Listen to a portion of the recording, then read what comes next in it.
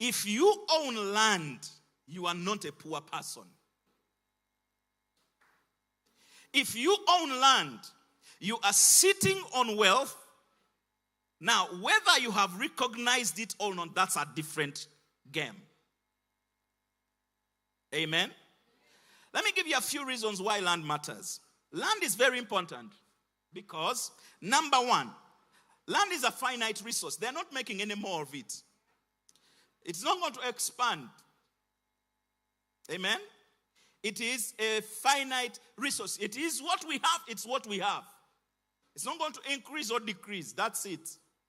Number two, land appreciates over time. The more time you possess land, the more money you have. I'll give you an example. Before we bought this land, I was brought to this land 3 years before we bought it. And at the time I was brought to this land, they were selling it at 150 million Uganda shillings. I said, that's a lot of money. So we went away. Couldn't afford. Then, 3 years later, I came back and said, you guys, you are selling the land. Yes, we are still selling it, but now it is 600 million. And so I ended up buying it at 600 million. After we paid for it, some guys wanted to build warehouses, came and were offering us 1.1 billion a month after we bought it. We just refused.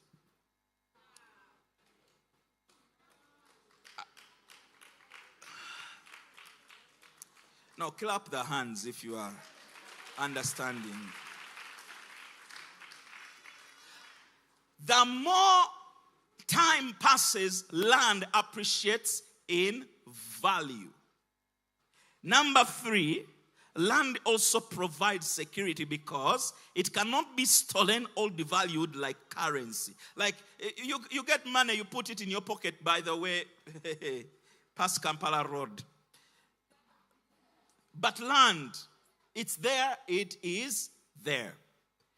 It is land that can create generational wealth. It is what you can pass on to your children and great-grandchildren and great-great-grandchildren. Land is important. Now, for many of us in Uganda, you have land by inheritance. Whether you know it or you don't know it.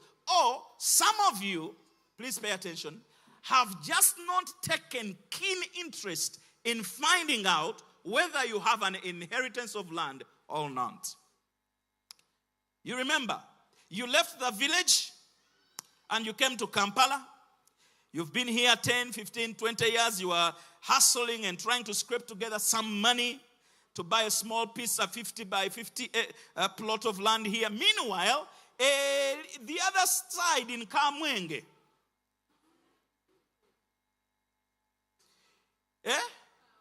in Kamwenge, you put the name of your village where they will bury you.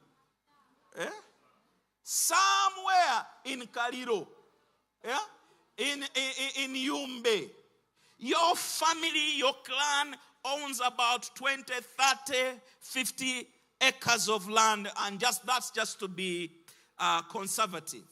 And maybe, you may not even know that maybe because you are born in that line, you are born in that family, you actually are entitled by birth. You are entitled to maybe 5 acres of that land.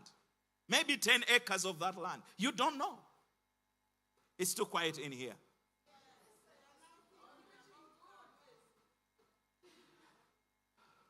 So if you don't know, why don't you know? Could it be that you simply are being an Esau?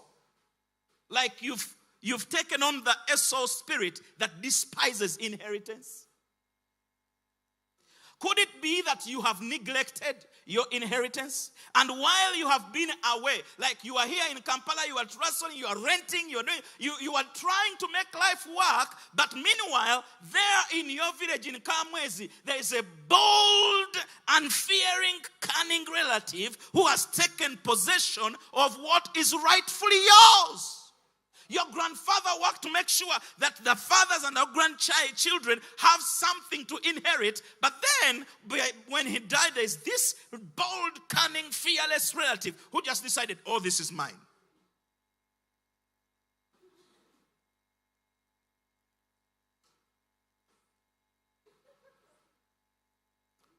And you are here in Kampala, renting, hustling, tussling, rocking. Which other words do you guys use? Suffering. Here are 3 practical action steps that I want you to take concerning land.